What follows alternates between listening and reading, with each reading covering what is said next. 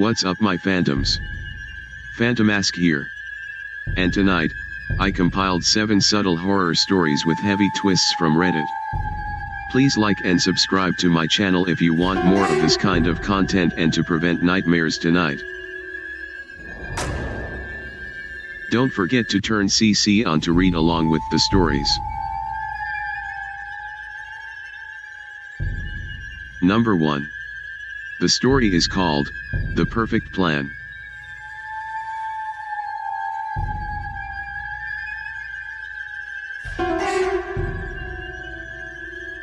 On Monday, I came up with the perfect plan.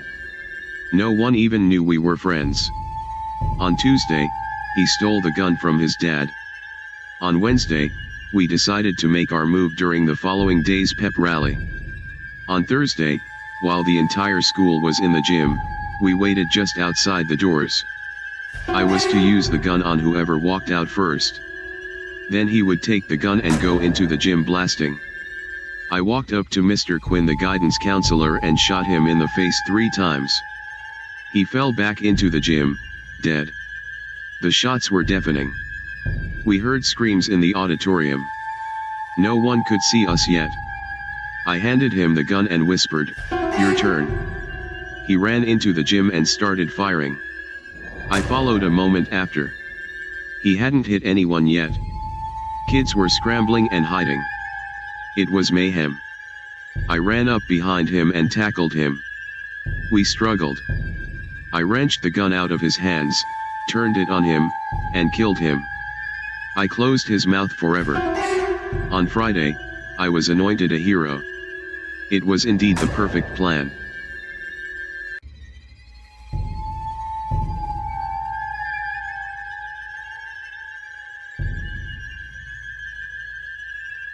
Number 2. The story is called, Warrior of God.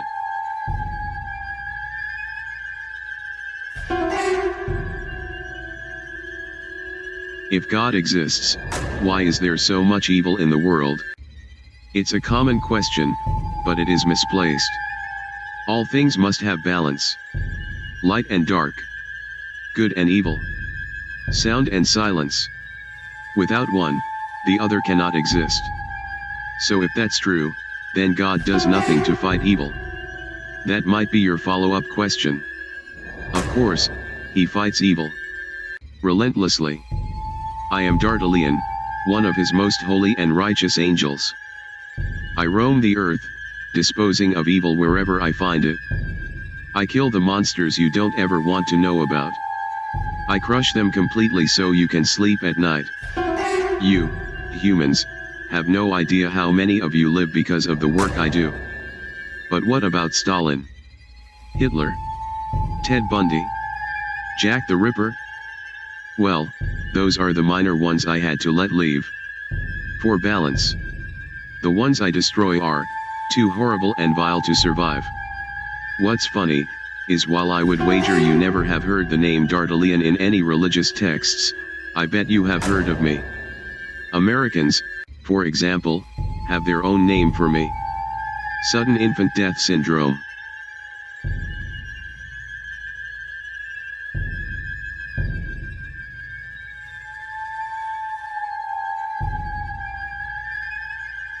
Number 3. The story is called, Guardians.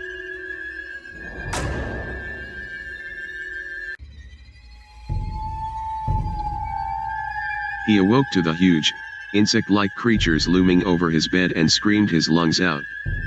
They hastily left the room and he stayed up all night, shaking and wondering if it had been a dream.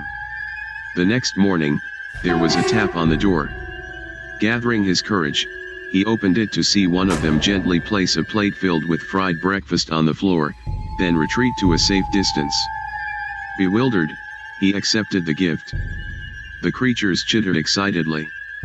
This happened every day for weeks. At first, he was worried they were fattening him up, but after a particularly greasy breakfast left him clutching his chest from heartburn, they were replaced with fresh fruit. As well as cooking, they poured hot steamy baths for him and even tucked him in when he went to bed. It was bizarre. One night, he awoke to gunshots and screaming. He raced downstairs to find a decapitated burglar being devoured by the insects. He was sickened but disposed of the remains as best he could. He knew they had just been protecting him. One morning the creatures wouldn't let him leave his room. He lay down, confused but trusting as they ushered him back into bed. Whatever their motives, they weren't going to hurt him. Hours later a burning pain spread throughout his body. It felt like his stomach was filled with razor wire. The insects chittered as he spasmed and moaned. It was only when he felt a terrible squirming feeling beneath his skin that he realized the insects hadn't been protecting him. They had been protecting their young.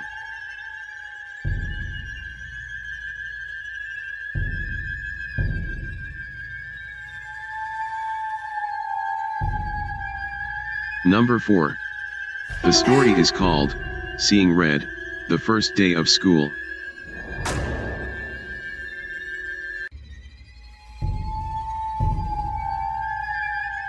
Everyone loves the first day of school, right? New year, new classes, new friends. It's a day full of potential and hope before all the dreary depressions of reality show up to ruin all the fun. I like the first day of school for a different reason, though. You see, I have a sort of power.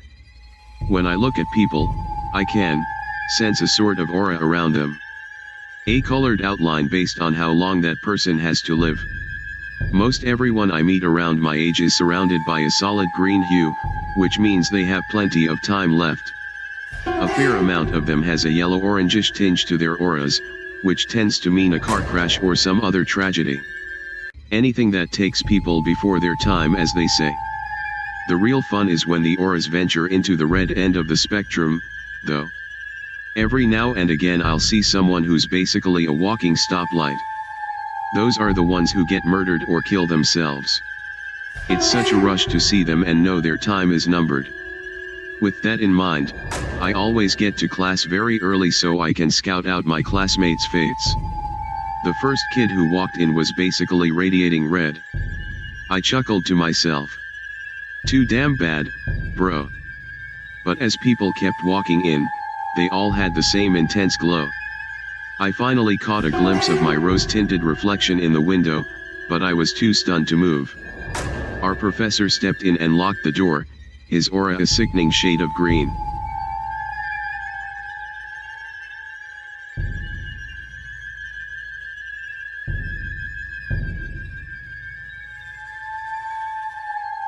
Number 5. The story is called, They Got the Definition Wrong.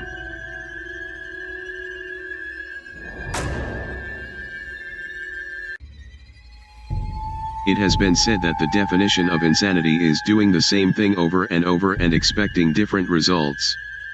I understand the sentiment behind the saying, but it's wrong.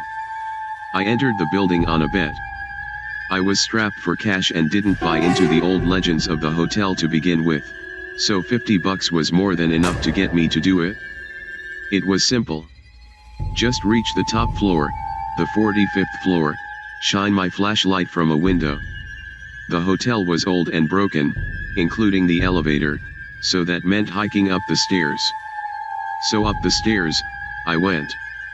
As I reached each platform, I noted the old brass plaques displaying the floor numbers. 15, 16, 17, 18. I felt a little tired as I crept higher, but so far, no ghosts, no cannibals, no demons. Piece of cake. I can't tell you how happy I was as I entered that last stretch of numbers. I joyfully counted them aloud at each platform. 40, 41, 42, 43, 44, 44. I stopped and looked back down the stairs. I must have miscounted, so I continued up. 44 one more flight. 44 and then down 10 flights. 44 15 flights. 44 and so it's been for as long as I can remember. So really, insanity isn't doing something repeatedly and expecting different results. It's knowing that the results will never ever change, that each door leads to the same staircase, to the same number. It's realizing you no longer fall asleep. It's not knowing whether you've been running for days or weeks or years. It's when the sobbing slowly turns into laughter.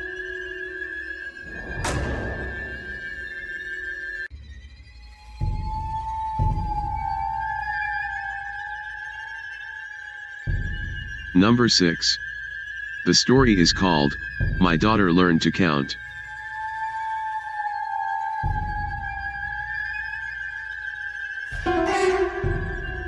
My daughter woke me around 11:50 last night. My wife and I had picked her up from her friend Sally's birthday party, brought her home, and put her to bed. My wife went into the bedroom to read while I fell asleep watching the Braves game. "Daddy," she whispered, tugging my shirt sleeve. "Guess how old I'm going to be next month?" "I don't know, beauty," I said as I slipped on my glasses. "How old?" She smiled and held up 4 fingers. "It is 7:30 now. My wife and I have been up with her for almost 8 hours. She still refuses to tell us where she got them."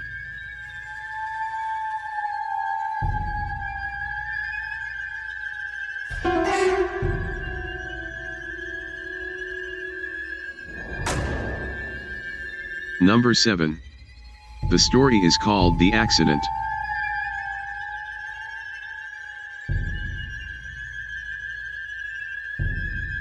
It was 1 a.m. and Guy Halverson sat in his dark living room. He hadn't moved for over an hour. The accident earlier that evening kept playing over and over in his mind.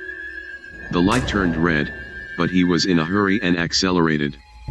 An orange blur came from his right, and in a split second there was a violent jolt, then the bicyclist rolled across his hood and fell out of sight on the pavement. Horns blared angrily and he panicked, stepping on the gas and screeching away from the chaos into the darkness, shaken and keeping an eye on his rearview mirror until he got home. "Why did you run, you idiot?" He'd never committed a crime before this and punished himself by imagining years in jail, his career gone, his family gone, his future gone. Why not just go to the police right now? You can afford a lawyer. Then someone tapped on the front door and his world suddenly crumbled away beneath him. They found me. There was nothing he could do but answer it. Running would only make matters worse. His body trembling, he got up, went to the door, and opened it. A police officer stood under the porch light. "Mr. Halverson?" asked the grim officer. He let out a defeated sigh. "Yes. Let me. I am terribly sorry, but I'm afraid I have some bad news. Your son's bike was struck by a hit-and-run driver this evening. He died at the scene. I'm very sorry for your loss."